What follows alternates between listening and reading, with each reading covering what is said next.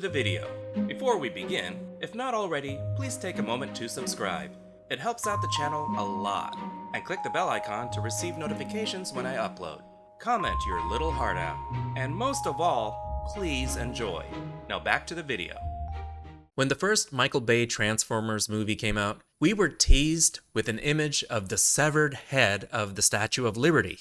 No title. No idea what this was about. We were intrigued. The brainchild of mystery box loving producer J.J. Abrams, who wanted to create his own monster movie. He explained, "We saw all these Godzilla toys and thought, we need our own American monster, and not like King Kong. King Kong is adorable, and Godzilla is charming. We love Godzilla, but I wanted something that was just insane and intense, and fully marketable without the Toho license. Combine that with a found footage format, and you get a movie that scares you and makes you a little sick. Imagine Godzilla from ground level. This is Cloverfield."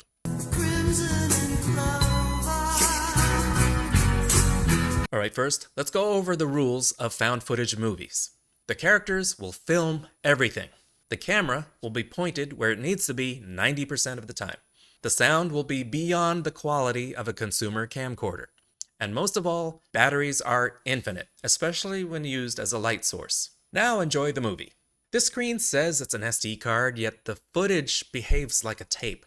I'm just going to assume they transferred it at some point. Moving on. Rob and Beth were friends who spent a night together. You know. They document the entire day on video camera. I wonder if they shot the night before and where that tape went. What do you want to do today? And then the pinhead ghosts her. He had accepted a job in Tokyo, and his friends are throwing him a farewell party. They give that same camera to Hud, played by TJ Miller, without checking the tape.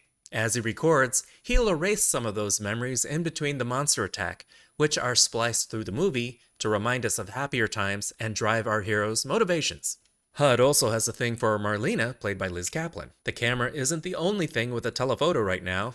I can't believe you're leaving me to look after your brother by myself. People give their goodbyes, their well wishes, testimony and stuff. Rob is clearly not comfortable, especially when Beth shows up with a date. Ha ha ha ha, you blew it, boy. Seriously, these two obviously love each other, but the new job has dental. And I'm really gonna miss you. Beth leaves. Rob and his friends sit on the fire escape and talk about feelings. She's beautiful. She's charming. You're kind of a douchebag. Oh my God!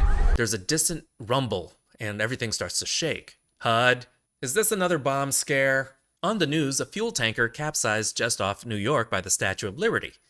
They go to the roof to check it out, but there's a huge explosion and everyone runs for cover. You know it's a bad explosion when it scares New Yorkers. They all run out into the street because it makes more interesting found footage. And if we weren't on the street, we'd totally miss this iconic shot used in the teaser. You know, Miss Liberty's head.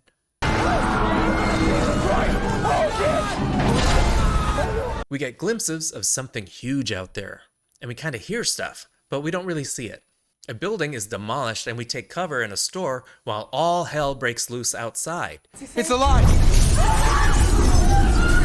When they go back outside, the landscape is totally different. Everything's all ripped up and on fire. It turns out to be a massive kaiju type creature. From this point, we'll refer to as Clovey. It's still here. All right, so we get the hell out of Manhattan. Rob, his brother Jason, Jason's girlfriend Lily, and Hud meet up with Marlena and they stick together to evacuate.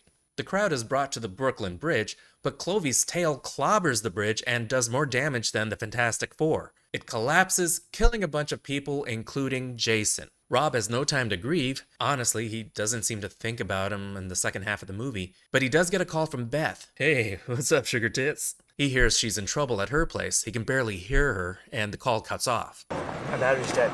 More news footage shows smaller, parasitic creatures falling off Clovey. They eat people quite aggressively.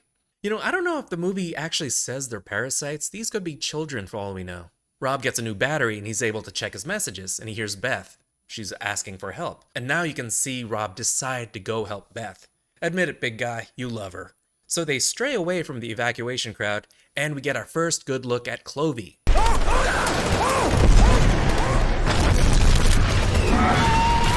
as good as you can get with the shaky cam. While the army battles Clovey up above, they run into the subway. Mom, listen. Rob has to tell his mom Jason is dead, and now he's the favorite son by default. The trains don't seem to be running, so they walk the tunnels. From what I hear, New Yorkers walk everywhere. Rats running in one direction is never a good sign when there's no pizza. But what are they running from? Is it on? Some of Clovey's parasites attack them, but they manage to fight them off and escape. But Marlena is bitten, and she starts getting sick. So that's enough subway for today. But the military finds them in a department store and takes them to base. Marlena starts getting really sick. Marlena starts bleeding from her eyes, and the military medics immediately know this is a bite. And it's decidedly fatal after Marlena explodes like an Alabama tick. It's only a wafer thin. Rob wants to go save Beth, but the military won't let him. Then he shows them a picture of Beth and they're like, "Go to her, son, save your woman." Yeah, it's not exactly how it went, but basically, you can go try, but as long as you make it back to the last evacuation chopper, you have a couple of hours. After that, they start the hammer down protocol, where they start dropping the good stuff. They fairly quickly make it to Beth's building. If you lived here, you'd be dead by now. Beth's building is so badly damaged, it's leaning on its neighbor like a drunk condo. Going in that building is out of the question. What they have to do is go up the undamaged building, cross over on the roof to get into Beth's building. So when they do that, they find Beth. She's hurt really bad and she's impaled on rebar through the chest. Somehow she's alive, so they just rip her off the rebar and they go back down. And they finally make it to the chopper. Beth and Rob make up, then they get on a chopper. It looks like they're on their way out. The bombing starts. Please, hammer down protocol, hurt him. And Clovey gets hit pretty hard, and it seems to have done the trick. And that's when everyone gets cocky. Yeah, that's the shit right there. That's what I'm... Surprise, motherfucker! And they crash. Oh my God, please. Only Beth, Rob, and Hud survive for a little while. Hud finally gets a good shot of Clovey, and it's his last. And if you look really closely, you can see Hud bitten in half.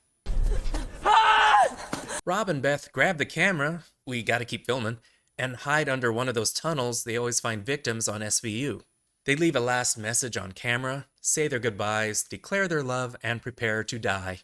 It's pretty much over for them. But we do get one last video clip of our couple back when things were cool, and you also get a blink and you'll miss it glimpse of something falling into the ocean just off Coney Island.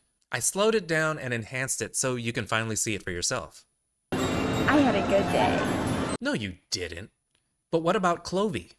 If you stick around through the credits, there's a hidden message where someone says, "It's still alive." He's talking about hopes for the franchise. And that was Cloverfield. I'll be honest. Sometimes when I rewatch this, I skip the first 18 minutes or so. The human drama just isn't as rewatchable. It's a little too CW for my taste. It's still important because it provides motivations for the characters and it just gives heart to the movie. We mostly see the movie through Hud, the comic relief and cameraman, whose running commentary adds a lighter touch to the chaos. The characters are relatable and likable, even as they make some questionable decisions. Keeping the creature hidden at first, we were dying to know what this thing would look like. The reveal was awe-inspiring and frankly quite shocking that they showed us so much so soon. Clovey is big, bad, awesomely destructive. Here's sort of an unofficial tidbit about Clovey. It's a juvenile, and it's crying and looking for its mother. Sad as this is, there's that terrifying implication that there's something out there even bigger. There is no soundtrack until partway through the credits, meaning this movie has no soundtrack other than on-screen music. The shaky cam and the way it's filmed just makes this thing feel realistic, more like a documentary. I think that adds a lot of intensity to this movie. The effects are convincing, and any flaws could be easily hidden by the lower resolution and handheld camera work. When I first saw this on the big screen, the shaky cam didn't really bother me, but I did have to pee through the entire movie, but I just couldn't get up. I was riveted to that screen. TJ Miller improvised a lot of his own dialogue, owing to his comedy background, and it made things more fun and kept things from getting too dire until he's bitten in half. The story was expanded with a viral marketing campaign with fake websites, interviews, news clips. I wasn't aware of any of these going in, so they were mostly lost on me. I don't like it when movies give me homework. Again, it doesn't really take off until about 20 minutes in, but the setup is really needed to drive the story and the characters. There's just something primal about being so small and chased by something so much larger than yourself. Cloverfield taps into that primal fear. There's no real ending, there's no real resolution except for our characters dying. That kind of leaves things open. I'm not going to discuss the sequels. I'm not going to get into right now. Cloverfield is 4 Bs. At the time, a unique take combining 2 genres. The personal relationships are needed to flesh things out, but they're still the least interesting part of the movie to me. The found footage style might not be for everyone, but if you can handle a bit of nausea, you're in for a treat. Thank you so much for watching. Like, subscribe, comment the bell, you know, the usual YouTube stuff. This is theNewBee, and I'll see you later, kids. Toodles!